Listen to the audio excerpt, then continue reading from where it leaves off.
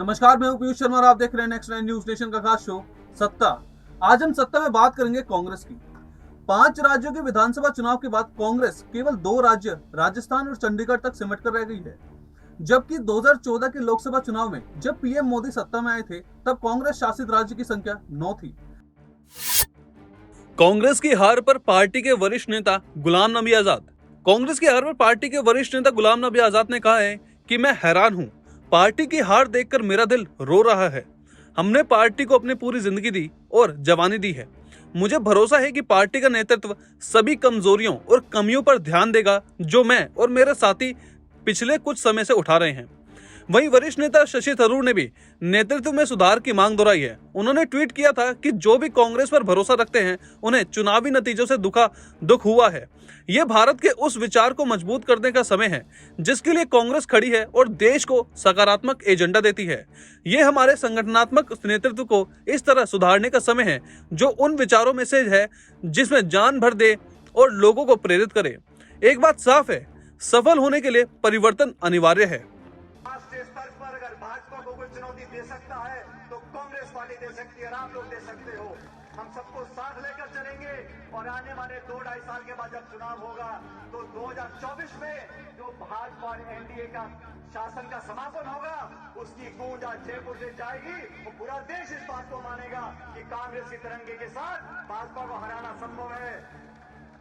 साथियों, महंगाई आसमान छू रही है। भाजपा के किसी एक नेता ने आज तक ये नहीं कहा कि हम महंगाई पर नियंत्रण लाएंगे। कोई झूठा आश्वासन देने को तैयार नहीं है। सब लोगों को लगता है कि देश की जनता की वोट हमारी जेब में है, लेकिन लोकतंत्र में नौजवान और किसान और आम व्यक्ति की आवाज को कोई दबा नहीं सकता।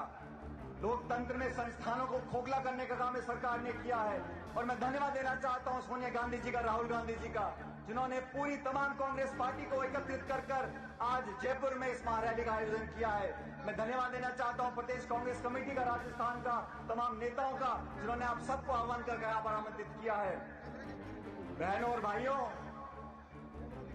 राजस्थान उस मिट्टी की पहचान है जहां पर समर्पण भाव से, एकजुटता से 36 कौम को साथ लेकर हम बड़े से बड़ी चुनौती का सामना कर सकते हैं।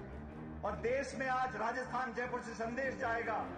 पूरे हिंदुस्तान के लोग आज देख रहे हैं कि वो सरकार जो दिल्ली में बैठकर शासन कर रही है उसके दिन पूरे हो गए और इन लोगों को, जिन लोगों ने वादे खिलाफी करी है, जिन लोगों की नाक के नीचे किसानों को कुचला जा रहा है, उन लोगों की उल्टी गिनती चालू हो गई और जयपुर से चालू होगी। आप सब लोगों के आशीर्वाद के साथ हम आगे बढ़ेंगे। राहुल जी और सोनिया गांधी जी ने जो संदेश कांग्रेस पार्टी के माध्यम से देश में फैलाया है उसका परिणाम ये आएगा कि हम लोग इस सरकार को मजबूर करेंगे कि आप महंगाई हटाइए, कि जनता भाजपा को दिल्ली से हटा देगी।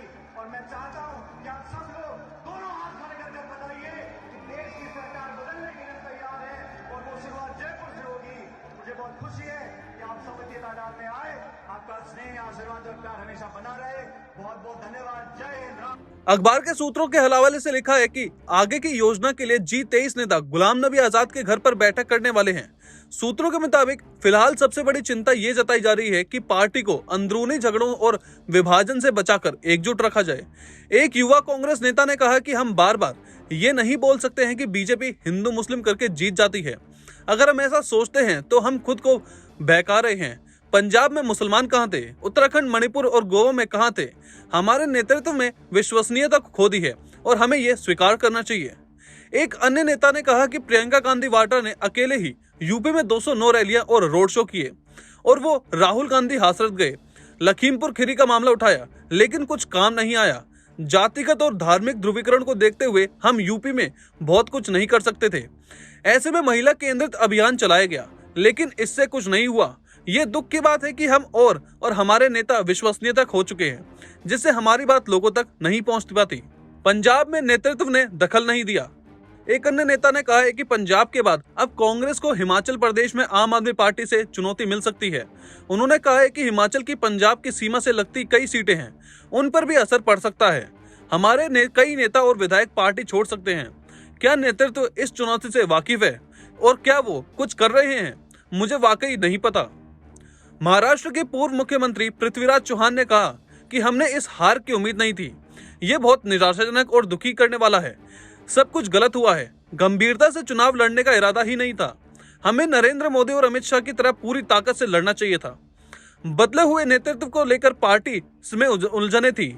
हमारी पारी खत्म हो गई है, लेकिन आने वाले कांग्रेस नेताओं का भविष्य दांव पर है। कई नेताओं ने इस पर भी सवाल उठाए कि पंजाब में जिस तरह से मुख्यमंत्री को हटाया गया और नवजोत सिंह सिद्धू ने पार्टी का ही विरोध किया, उसमें नेतृत्व ने कोई दखल नहीं दिया। बड़ी शर्मनाक बात है कि चुनाव के अलावा ये सरकार और कोई बात नहीं करती। चुनाव जीत गए थे आप 19 में, 14 में भी जीते थे। उन 5 सालों में क्या किया वो आपके सामने है। इसका जवाब देना, हिम्मत दिखाएं ना। हम इन्हें चुनौती देते हैं, हिम्मत हो तो इन सवालों का जवाब दीजिए। हिम्मत हो तो प्रधानमंत्री जी प्रेस कॉन्फ्रेंस करिए और इन तमाम प्रश्नों का उत्तर दीजिए। फिर 24 की बात तो 24 में करेंगे। आज 21 की बात कर रहे हैं। आज 14 से लेकर 21 तक जो आपने कांड किए हैं उसकी बात कर रहे हैं, उसका जवाब दीजिए। आधिकारिक तौर पर कांग्रेस ने कहा है कि पार्टी को उत्तराखंड, पंजाब और गोवा में बेहतर नतीजे की उम्मीद थी।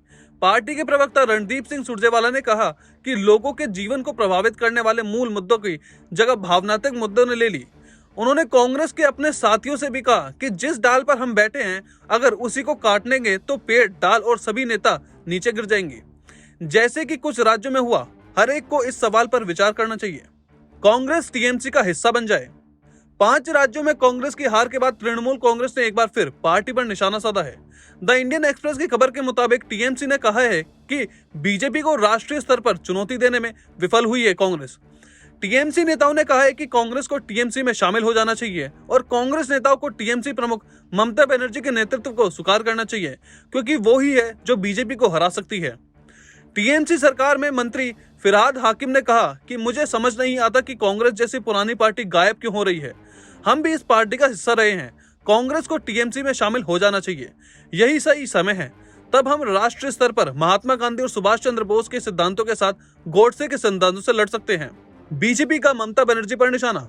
वहीं बीजेपी के 4 राज्यों में जीत के बाद पश्चिम बंगाल की मुख्यमंत्री ममता बनर्जी को निशाने पर लिया है। बीजेपी नेताओं ने कहा है कि ममता बनर्जी 2024 के लोकसभा चुनाव में मोदी सरकार को हराने का सपना टूट गया है। प्रैक्टिकल 2 साल में क्या होगा नहीं होगा आपका पता है ना, मेरे को पता है। लगता है ये यूपी का जैसे ये लोगों ने जीता, इसमें उसका खतरा ही होगा, इसमें अच्छा नहीं होगा। मैं चाहती हूँ कि all political parties who wants to fight BJP, they must work together. Congress को ऊपर डिपेंड करके कुछ नहीं चलेगा कि Congress was earlier, they captured the all of throughout the country through their organization, but now they are not interested, they are losing this credibility. So there are so many political parties, regional political parties, all must be working together और इसमें फैसला जरूर हो सकता है। अंग्रेजी अखबार Hindustan times के मुताबिक बीजेपी प्रदेश अध्यक्ष सुकांत मजुमदार ने कहा कि जो सोचते थे कि मुख्यमंत्री कल प्रधानमंत्री बन सकता है, उन्हें करारा जवाब मिला है।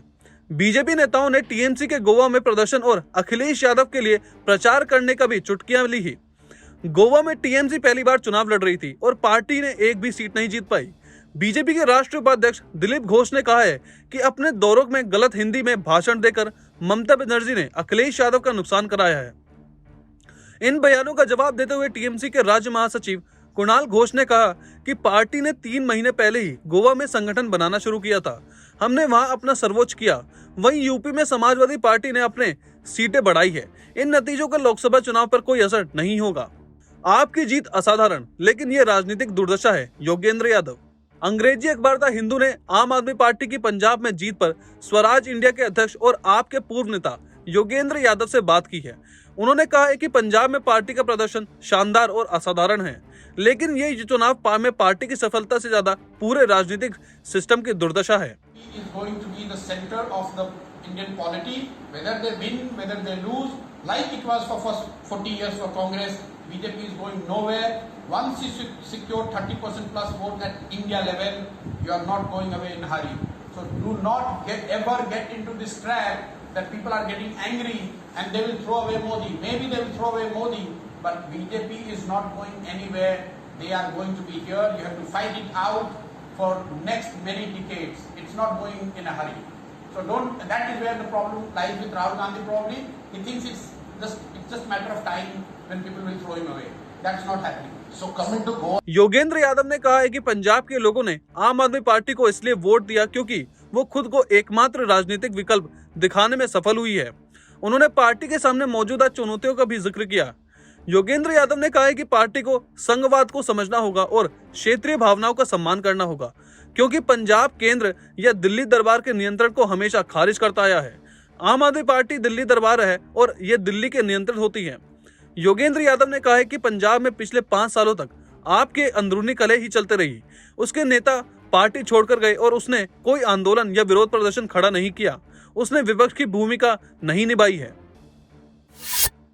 वहीं पार्टी 2014 के बाद से 45 में से सिर्फ 5 चुनाव ही जीत पाई है।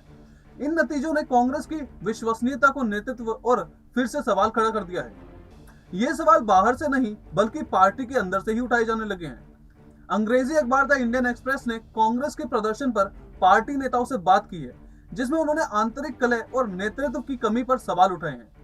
कांग्रेस अध्यक्ष सोनिया गांधी ने इस बात का संकेत दे दिए थे कि ये योजनाओं पर चर्चा के लिए जल्द ही पार्टी की कार्यकारी समिति की बैठक होगी, लेकिन कई नेता इसे लेकर आश्वस्त नहीं थे।